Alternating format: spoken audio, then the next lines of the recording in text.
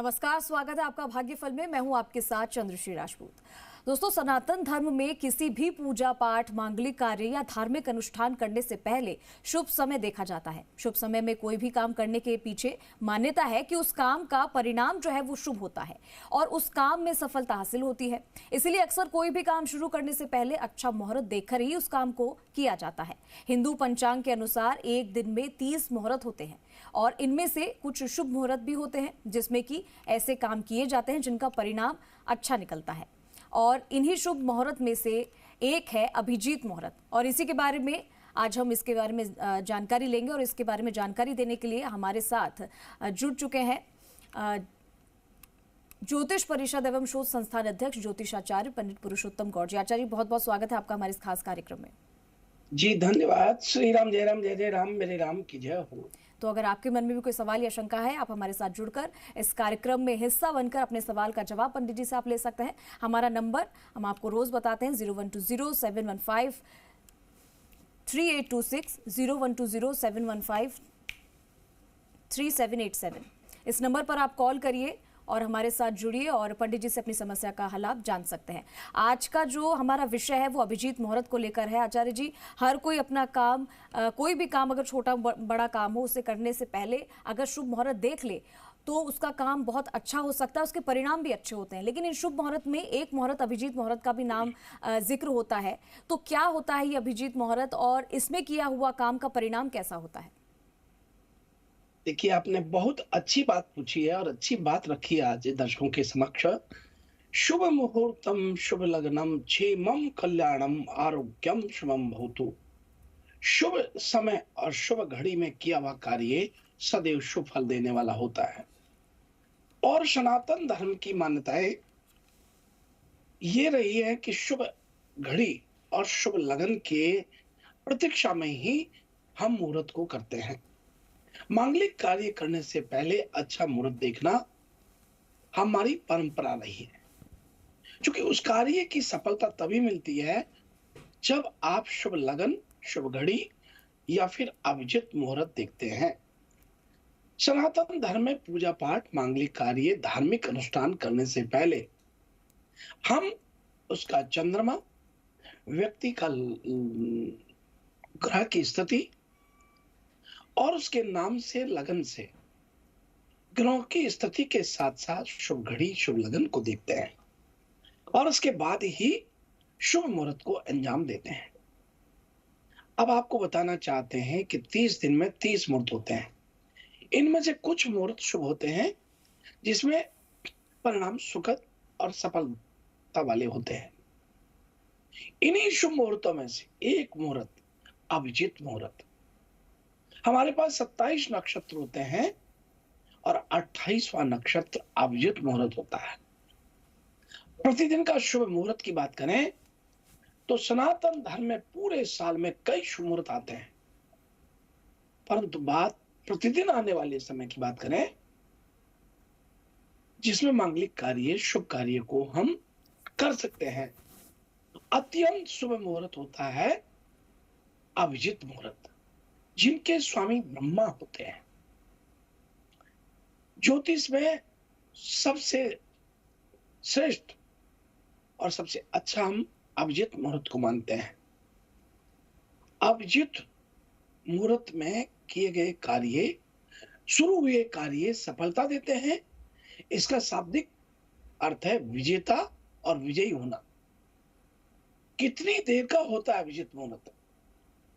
अभिजीत मुहूर्त की अवधि प्रत्येक दिन 48 मिनट की होती है। अभिजीत मुहूर्त का समय सूर्योदय अनुसार प्रतिदिन बदलता रहता है। और आपको बता दें कि अभिजीत मुहूर्त कब से कब तक होता है। मान लीजिए 6 बजे सूर्योदय हो रहा है तो 12 बजे बाद, यानी 12 बजे के मध्याह्न 24 मिनट यानी 11:36 से अभिजीत मुहूर्त शुरू हो जाएगा और ये 12:24 तक अभिजीत मुहूर्त रहेगा। 48 मिनट का होता है। यदि 6 बजे दिन निकलता है, सूर्योदय होता है, तो 11:36 पर अभिजीत शुरू होगा और 12:24 तक रहेगा। सूर्योदय होने के साथ होता है, दोपहर में होता है, लेकिन बुधवार को अभिजीत नहीं होता है। बुधवार को नपुंसक वार कहा है, इसलिए इस दिन अभिजीत होता ही नहीं है। वहां राहु काल होता है, 12 बजे से और 1:30 बजे के मध्य राहु काल होता है। इसलिए विशेष ध्यान रखें कि 30 दिन में बुधवार के दिन जो भी बुधवार होता है उसमें अभिजीत नहीं होता, बाकी सभी दिनों में अभिजीत मुहूर्त रहता है। अभिजीत मुहूर्त को सर्वाधिक श्रेष्ठ मानते हैं। जैसा कि अभी चंद्र जी कह रहे थे कि सनातन धर्म में शुभ घड़ी, शुभ लगन, शुभ फल की बहुत प्रतीक्षा रहती है। लंबे समय तक प्रतीक्षा करके फिर मुहूर्त को अंजाम देते हैं, देना चाहिए। शुभ लग्नम क्षेमम कल्याणम आरोग्यम शुभम भवतु। शुभ कार्य एक शुभ घड़ी में करते हैं तो शुभ ही फल प्राप्त होता है। आपको बहुत मंगल शुभकामनाएं। आज का प्रसंग हमारे दर्शकों के साथ आपने अभिजीत मुहूर्त को लेकर शेयर किया। जी, और अभिजीत मुहूर्त के बारे में भी हमने जाना आचार्य जी, और सभी को काम करने में अगर शुभ नतीजे पाने हैं तो उन्हें शुभ मुहूर्त का खास ध्यान रखना चाहिए। फिलहाल हमारे साथ कई सारे कॉलर्स भी जुड़ चुके हैं, एक एक करके उनका रुख करते हैं। पहला कॉलर जो हमारे साथ जुड़ा है, अपना नाम और अपना सवाल बताइए।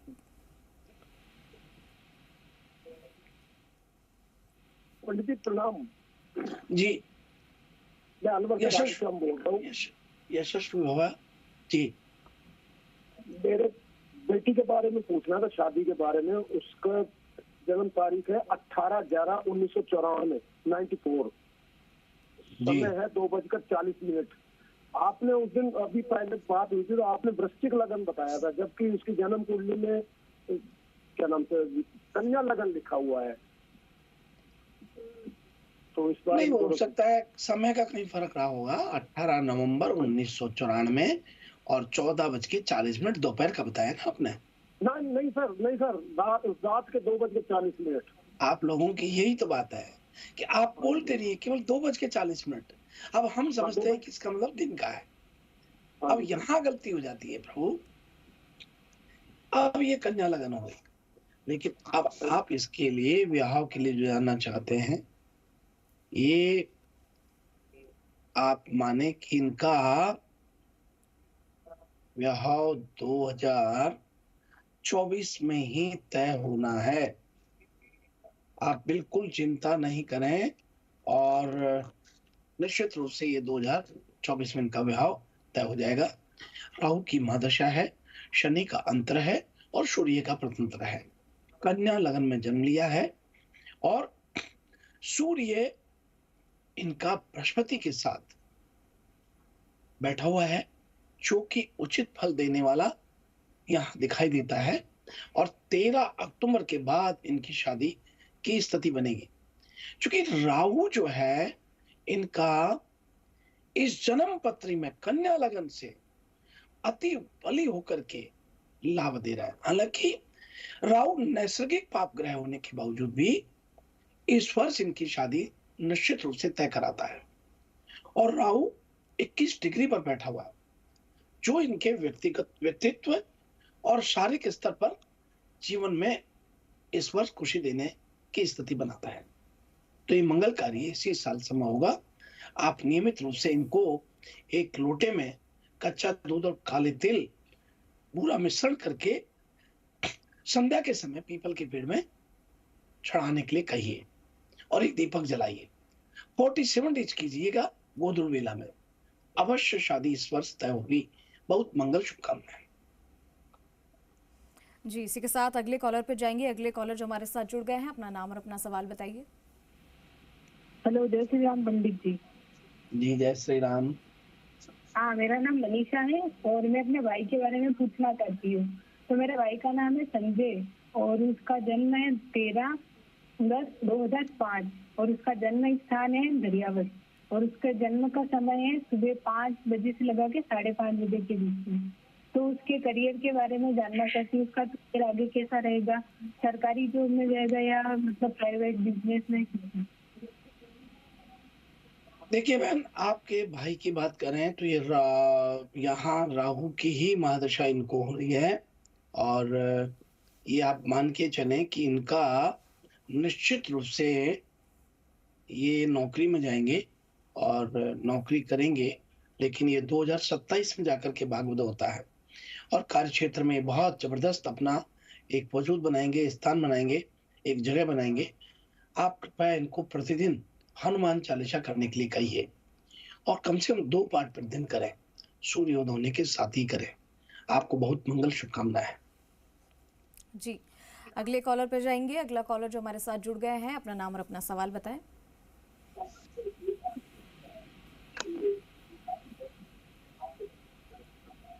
आपको आवाज मिल पा रही है?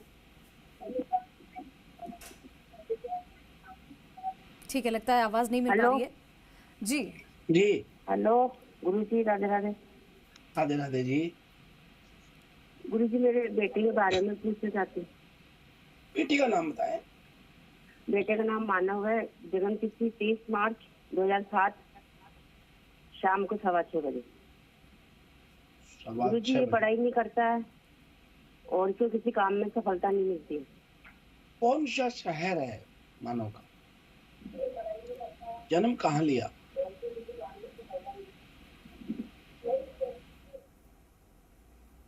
जन्म कहाँ लिया है इन्होंने? अजमेर। ठीक है। और देखिए इनका, आपको बता दें कि ये अच्छा, निश्चित रूप से पढ़ाई नहीं करता होगा, बहुत लापरवाह की स्थिति इनको अभी हो रही है। और इनका शनि जो है ये केतु के साथ सारी स्थिति परिस्थितियां इनकी विपरीत कर रहा है। खान पान इनका सब एक तरीके से सिस्टमेटिक नहीं है और पढ़ाई में भी इनका मन नहीं लगता होगा। कृपया इनको 5 मंगलवार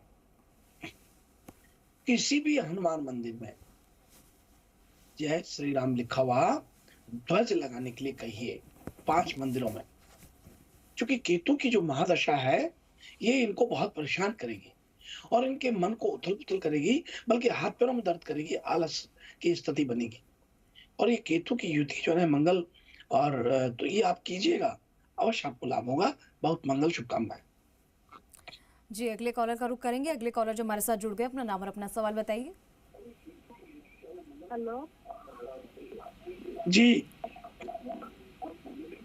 प्रणाम। जी बहन, यशस्वी भव। हेलो, अपनी टीवी की आवाज कम कर लीजिए और अपना नाम और अपना सवाल बताइए। हेलो जी, आपको शुभ आशीर्वाद। आगे बोलिए। पंडित जी। हेलो, बोलिए बहन, आपकी आवाज हमें प्राप्त हो रही है। हेलो, ठीक है, लगता है आवाज में नहीं आने में कुछ प्रॉब्लम हो रही है। हम अगले कॉलर का रुख करते हैं। अगला कॉलर जो हमारे साथ जुड़ गए हैं, अपना नाम और अपना सवाल बताइए।